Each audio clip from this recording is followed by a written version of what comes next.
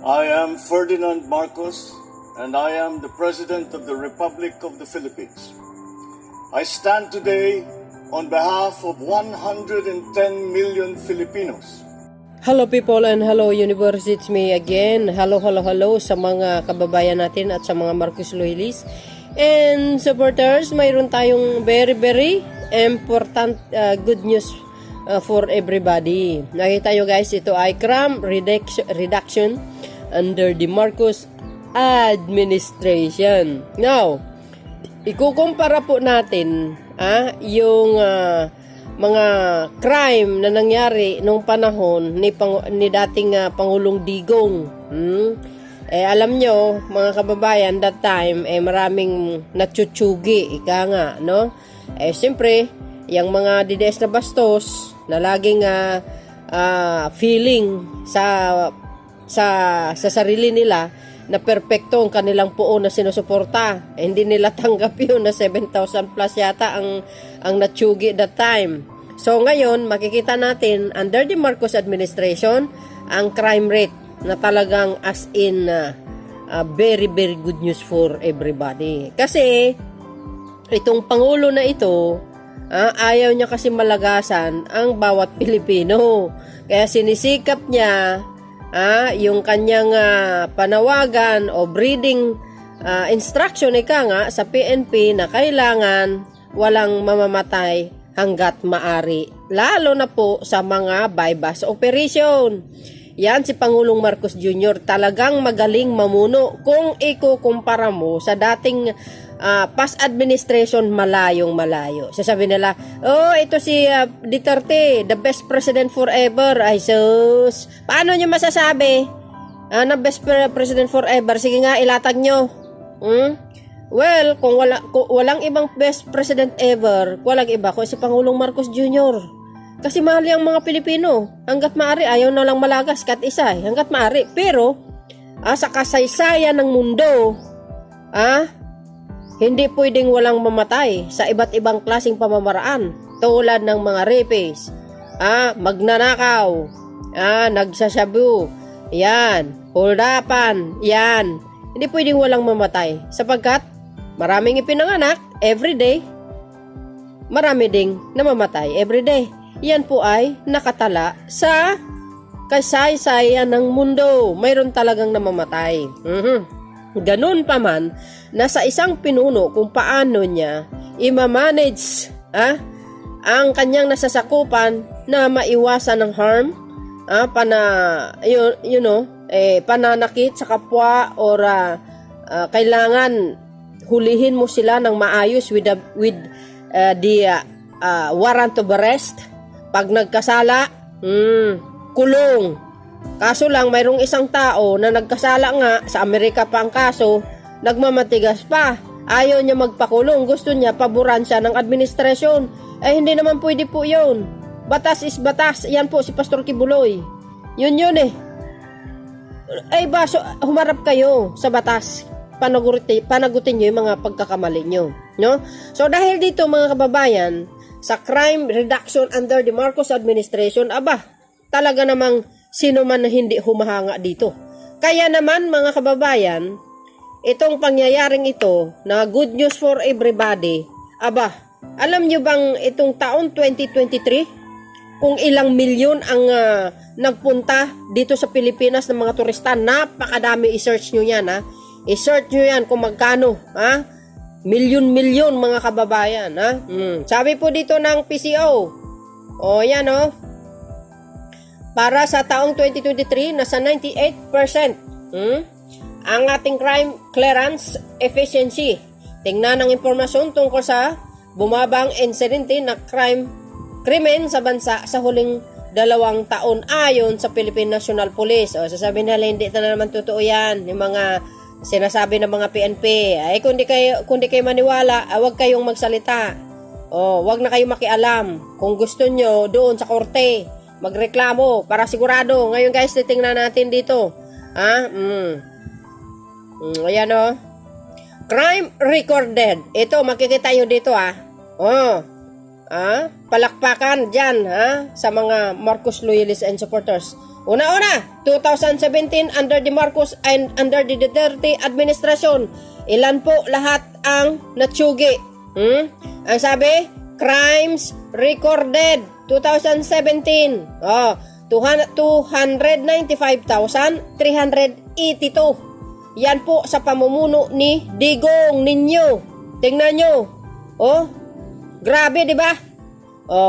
Itong 2022, pumasok si Pangulong Marcos Jr. last, June, July, correct me if I'm wrong. Siyempre, eleksyon yan, no? 2022, ilan po ang binaba? Ang laki, di ba? Naging 207,143. Biro nyo yan mga kababayan. Sa kayo makakita nyan, crime recorded ng PNP. Ito po ang pinakamaganda. Ito ang sabi po dito. Yan. First full year of the Marcos administration. Wow. Of course, 2023 it's, guys, Magkano ang binaba? Wow. 198,617. Bababa pa yan mga kababayan. Ganyan ang magaling na pinuno ng bansa. Hanggat maari ayaw niya malagasan ang bawat isang Pilipino. Kaso lang may mga Pilipinong pasaway, hindi marunong magtrabaho, tamad. So ang ginagawa nila, nagbebenta sila ng droga hanggang sila ay nasakutin ng mga pulis, nakipagbarilan pa sila, natsugi sila. Mayroon ibang tao, wala ng pera, sasakay sa motor, para in tandem, mangisnats, magnakaw, pag nahuli ng pulis, binaril, tsugi. Di ba? Yung iba, nang hold up sa bangko, ayun, labanan. Tapos itong mga salot sa lipunan sa bundok. Di ba? Mga pasaway ng mga MPA, ayan. So, congratulations sa Marcos administration and of course to our beloved president. The most influential leader in the South Asian country. Yay! Palakpakan. Ito guys, basahin po natin. Index crime. Ito. Crimes against persons such as murder, homicide, physical injury, and rape. And crimes against property such as robbery, theft, carnapping, and carjacking, and cattle rustling. Yan ay nakatala sa kasaysayan ng mundo dito sa ibabaw. Hindi lang sa Pilipinas, kundi universe. Index crime recorded. You see guys? See? Yan. Tingnan mo. Grabe guys 2017. 107,899 under the Duterte administration. Nung pumasok po ang Marcos administration sa pamumuno ni Pangulong Marcos Jr., wow, the best! Magkano guys ang binaba? Wow! Mahigit. Ay grabe ito guys. Wala akong masabi. 38,436 in 2023. Yay! Mr. President, ikaw na lang po ang maging presidente namin ng habang buhay.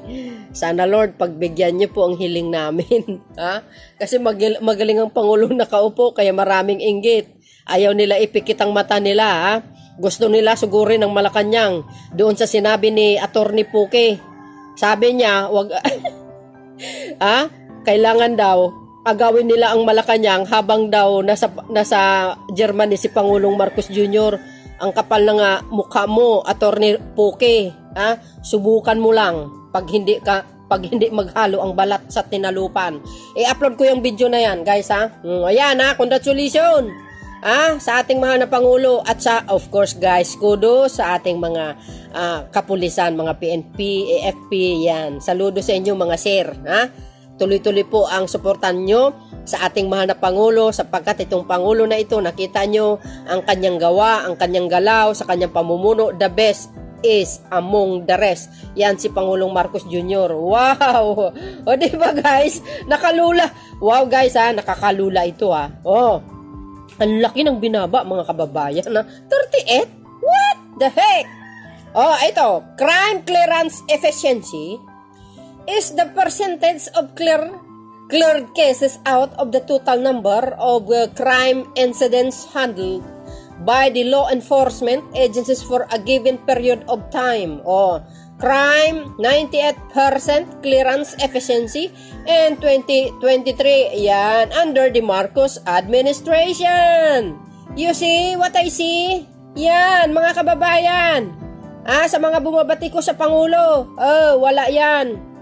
Wala kayo sa kalingkingan ni Pangulong Marcos Jr. Kahit ilagay mo pa yan si Tabaco, si Curi, si Estrada, si Labandera, Gloria, at kahit isabayan mo yan, si Digong, wala. Ito ang nangyari. 295,882 ang natsugi noong 2017. Kung ikumpara mo ang 2023 sa pamumuno ni Pangulong Marcos Jr., bumaba ng 198 and 617. The first full year of the Marcos administration. Wow. Mga DDS, ay pagtatanggol nyo pa? Natural. Ayan kayo kahit mali, ginagawa nyong tama. Kahit tama, ginagawa nyong mali. Kasi baliktad ang utak nyo, mana kayo sa puon nyo. So ngayon guys, ano masasabi nyo? Ako wala akong masasabi because si Pangulong Marcos Jr. ang pinakamagaling na Pangulo sa buong mundo. Yun lang po ang masasabi ko. Bato-bato sa langit, ang matamaan wag magalit. Bakit? Nga. See you again guys on my next upload video. Bye and baboos. God bless Philippines.